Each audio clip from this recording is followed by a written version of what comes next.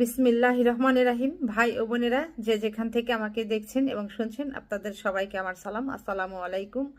আশা করি আপনারা ভালো আছেন, আমিও ভালো আছি। UK property gossip by Tasmina YouTube চ্যানেলের পক্ষ থেকে জানাই শুভেচ্ছা।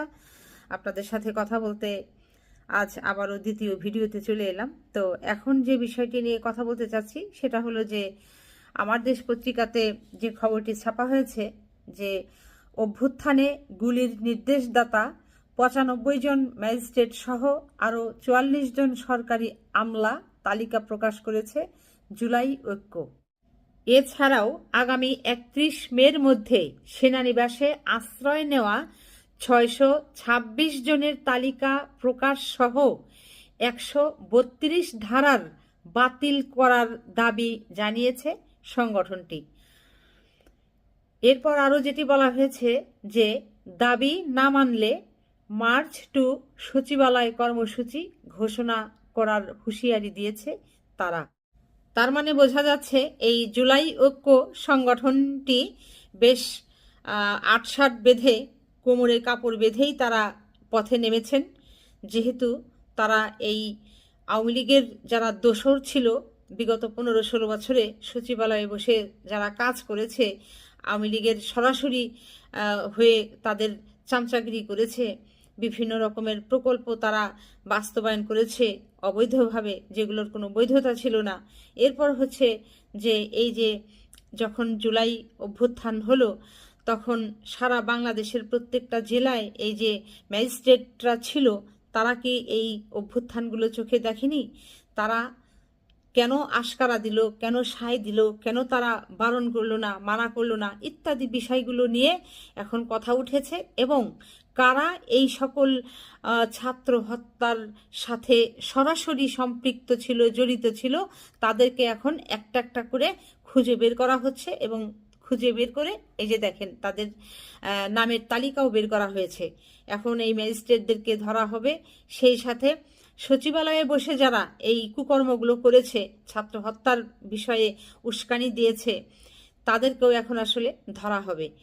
পাপ ছাড়ে না বাপকে, সেরকম একটা অবস্থা হয়েছে। তো যা হোক, আরও খবর কি আছে সেটি কয়েকটা লাইন জাস্ট পড়ছি।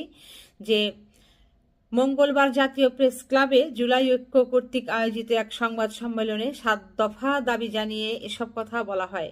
দাবিগুলো হলো: আগামী ৩১ মের মধ্যে তালিকায় উল্লিখিত সন্ত্রাসী দল আওয়ামী লীগের সকল দোসরদের বাধ্যতামূলক অবসর দিতে হবে। অর্থাৎ এই যে তালিকা করা হয়েছে, এই তালিকায় যাদের নাম আছে তাদেরকে বাধ্যতামূলক চাকরি থেকে অবসর দিতে হবে। তারপর যেটি বলা হয়েছে যে ৩ সরকারি কর্মদিবসের মধ্যে তদন্ত কমিটি গঠন করে দৃশ্যমান কাজের অগ্রগতি দেশের জনগণকে দেখাতে হবে। তাদের যে কাজ থেকে, চাকরি থেকে অব্যাহতি দেওয়া হচ্ছে আগামী ৩ দিনের মধ্যে, সে ব্যাপারে যে আসলে পদক্ষেপটা সত্যি সত্যি নেওয়া হয়েছে এবং তাদেরকে যে অব্যাহতি দেওয়া হচ্ছে সেটির যে একটা প্রমাণ, সেটি অবশ্যই জনগণকে দেখাতে হবে। সেই কাগজপত্রগুলো এই জাতীয় ঐক্যের যারা সংগঠক আছে, এই সংগঠনের যারা নেতা আছে, তাদেরকে দেখাতে হবে। এরপর যেটি বলা হয়েছে যে দেশের তথ্য পাচারকারী ছাত্র জনতার বুকে গুলি চালানো, নির্দেশকারী এবং সহযোগিতাকারী সকল আমলা ও প্রশাসনের কর্মকর্তাদের পরিবার সহ সকলের ব্যাংক হিসাব ও অবৈধ সম্পদ জব্দ করতে হবে। এটা কিন্তু খুব একটা যৌক্তিক একটা বিষয়। অর্থাৎ এই যে ছাত্র হত্যা যারা করেছে, এই সকল বড় বড় প্রশাসনের যারা কর্মকর্তা ছিল, আমলা ছিল, আমলা বলতে যে সচিব, উপসচিব, যুগ্ম সচিব, এদেরকে বোঝাচ্ছে। তারপর প্রশাসন বলতে এই যে প্রত্যেকটা জেলা পর্যায়ের যে জেলা প্রশাসক থেকে শুরু করে, ম্যাজিস্ট্রেট থেকে শুরু করে বিভিন্ন রকমের বড় প্রশাসনিক যারা পদে ছিল, কর্মকর্তা ছিল, এদেরকে বোঝানো হয়েছে যে যাদের নাম প্রকাশ করা হয়েছে তাদের মায়ের নামে, বাবার নামে, পরিবারের বইয়ের নামে, শালা সম্বন্ধী ভাইরার নামে কে কত টাকা ব্যাংকে রেখেছে, কার কতগুলো অ্যাকাউন্ট আছে, কার কতগুলো বাড়ি, ফ্ল্যাট, গাড়ি, জমি জমা, কলকারখানা, ইন্ডাস্ট্রি আছে, কার কতগুলো ওই হোটেল মোটেল আছে, তারপর পানিতে ভাসমান জাহাজ আছে, নৌকা আছে, মানে যাবতীয় কি কি সম্পদ আছে, ব্যাংকে নগদ কত আছে, তারপর স্বর্ণ কত ভরি আছে, ইত্যাদি ইত্যাদি, এগুলো সব কিছু প্রকাশ করতে হবে। এটি খুব যৌক্তিক, ভালো একটা জিনিস, এটি তাদের দাবি। এরপর তারা যেটি বলেছে, এবং সেই সাথে এই সকল সম্পদ জব্দ করতে হবে। আরও যেটি বলেছে যে স্বৈরাচারের দোসর আমলা ও প্রশাসনের কর্মকর্তাদের দেশ ত্যাগে নিষেধাজ্ঞা দিতে হবে এবং আইনানুগ ব্যবস্থা গ্রহণ করতে হবে। এবং সেই সাথে এই সকল যারা দুর্নীতির সাথে জড়িত আমলা যারা আছে, প্রশাসনিক কর্মকর্তা যারা আছে, যাদের তালিকা করা হয়েছে, তাদের বাংলাদেশের বাহিরে অন্য কোনো দেশে তারা পালিয়ে চলে যেতে পারবে না, তাদের অন্য দেশে যাওয়ার ব্যাপারে নিষেধাজ্ঞা দিতে হবে। এটিও তারা দাবি রেখেছে। এটিও খুব সমীচীন এবং সময়োপযোগী এবং যৌক্তিক বলে আমি মনে করছি। এখানে আরও একটি খুব যৌক্তিক দাবি তুলে ধরা হয়েছে, সেটা হচ্ছে যে আইনের 132 ধারার কারণে থানায় খুনি পুলিশদের নামে মামলা নেওয়া হয় না। অর্থাৎ কোনো পুলিশ কোনো মানুষকে গুলি করেছে, খুন করে ফেলেছে, মেরে ফেলেছে, ওই সকল অভিযুক্ত পুলিশের বিরুদ্ধে যদি থানায় গিয়ে আপনি মামলা মোকদ্দমা করতে চান, কিন্তু সেই থানা ওই পুলিশের নামে মামলা নেয় না। এটি যে আইন আছে, এই আইনকে তারা বাতিল করতে বলেছে। কারণ বাংলাদেশের আপনারা জানেন অনেক পুলিশই এই গণহত্যার সাথে সরাসরি জড়িত।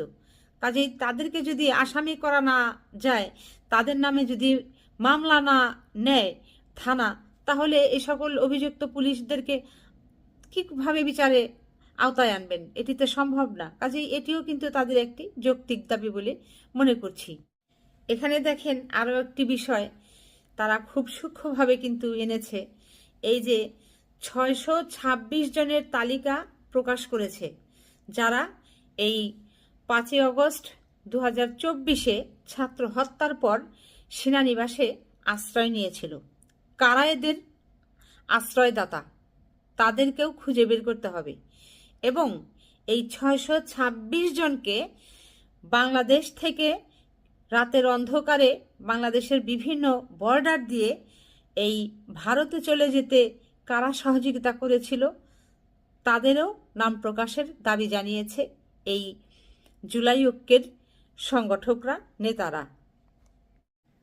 এরপর জুলাই ঐক্য সংগঠনের আরও একটি দাবি, যে দাবির ভেতরে তাদের কিছুটা ক্ষোভ প্রকাশ পেয়েছে, সেটা হচ্ছে যে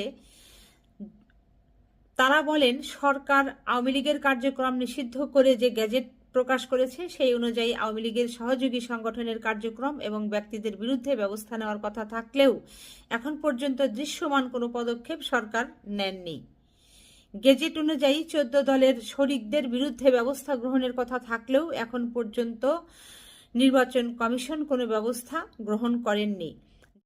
তো যাই হোক ভাই বোনেরা, এতক্ষণ আপনারা খবরের কাগজে প্রকাশিত যে খবর সেটি আপনারা শুনলেন।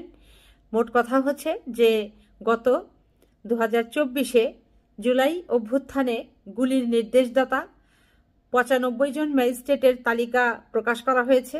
হয়তো অতি শীঘ্রই এই 95 জন ম্যাজিস্ট্রেটকে তলব করা হবে, তাদের কাছে জবাবদিহিতা চাওয়া হবে। তার মানে হচ্ছে তাদের চাকুরি প্রায় ধরে নেন নট শেষ এই ছাত্র জনতাকে হত্যার দায়ে। 2 পাওয়া গেল কি যে 626 জনকে এই আশ্রয় দেওয়া হয়েছিল সেনানিবাসে। এই 626 জন ব্যক্তির নাম প্রকাশ করতে বলা হয়েছে এবং সেনানিবাসে কাদের আশ্রয়ে তারা আশ্রিত হয়েছিল এই আশ্রয়দাতাদের নামও প্রকাশ করতে বলা হয়েছে। 3 হচ্ছে এই 626 জন এরা কারা? এদের তো হদিস পাওয়া যাচ্ছে না, দেশে তো এদের খুঁজে পাওয়া যাচ্ছে না, এরা তো সব পাচার। তো কে কোন দেশে গিয়েছে এবং কোন দেশে যাবার জন্য কোন বর্ডারগুলো ব্যবহার করে গিয়েছে, কারা সহযোগিতা করেছে, এর পিছনের ইন্ধনদাতা কারা ছিল, তাদেরও নাম প্রকাশ করতে বলা হয়েছে। এরপর আরও যেটি বলা হয়েছে যে 44 জন সরকারি আমলা, সচিব, তারপর হচ্ছে যুগ্ম সচিব, উপসচিব, বিভিন্ন সচিব লোকজনেরা এই গণহত্যার সাথে, জুলাই বিপ্লবের সাথে একেবারে সরাসরি ছাত্র হত্যার সাথে জড়িত ছিল। এদের নামের তালিকা দেওয়া হয়েছে। আগামী 3 দিনের মধ্যে এদেরকে চাকরি থেকে অব্যাহতি দিতে হবে এবং সেই প্রক্রিয়ার কাগজপত্র এই যে জুলাই ঐক্য সংগঠন আছে তাদের সেই নেতাদেরকে দেখাতে হবে। তো এই হচ্ছে মোটামুটি একটি মানে তাদের দাবি দেওয়া। ও আরও একটি তাদের দাবি আছে, সেটা হলো যে এই যে 132 ধারা যে আইনটা আছে এটিকে বাতিল করতে হবে। কারণ এই ধারার আইনে কোনো পুলিশ যদি কোনো ব্যক্তিকে হত্যা করে, খুন করে, তাহলে সেই পুলিশের নামে থানায় কোনো মামলা নেওয়া হয় না। কাজেই এই আইনটাকে রাখা যাবে না। কারণ অনেক পুলিশ আছে যে তারা মানুষ হত্যার সাথে সরাসরি জড়িত, পূর্বে ছিল, এখনও আছে, আগামীতেও হয়তো হতে পারে। কাজেই পুলিশরা কেন মুক্তি পাবে? তারা তো খুনির তো বিচার হতেই হবে। সেদিক থেকে এই 132 ধারার যে আইনটা আছে এটিকে তারা বাতিল করার একটি পরামর্শ রেখেছে, প্রস্তাব রেখেছে। তারপর হচ্ছে যে এই যে যারা সরকারি প্রশাসনিক কর্মকর্তা বৃন্দ আছে এই খুন হত্যার সাথে জড়িত আছে, তাদের নামে কতটুকু সম্পদ আছে, ব্যাংক অ্যাকাউন্ট আছে, সেই ব্যাংক অ্যাকাউন্টে কত পরিমাণ টাকা আছে সেটিরও খতিয়ে দেখতে বলেছে। শুধু তাই নয়, তাদের শালা সম্বন্ধী, শ্বশুর, মা বাবা, ভাই বোন, আত্মীয় স্বজন, ভাইরা, এদের নামে কে কত টাকা ব্যাংকে রেখেছে, সম্পদ কিনে দিয়েছে, তারপর হচ্ছে এগুলোরও হিসাব তারা চেয়েছে এবং সেগুলোকে জব্দ করতে বলেছে। তো ভাই বোনেরা, আপনারা আপনাদের মূল্যবান মতামত অবশ্যই জানাবেন কমেন্ট করে। সবাই ভালো থাকবেন, সুস্থ থাকবেন এবং আমার জন্য দোয়া করবেন। আমার এই চ্যানেলটিতে লাইক, কমেন্ট, শেয়ার এবং সাবস্ক্রাইব করবেন। আসসালামু আলাইকুম, আল্লাহ হাফেজ।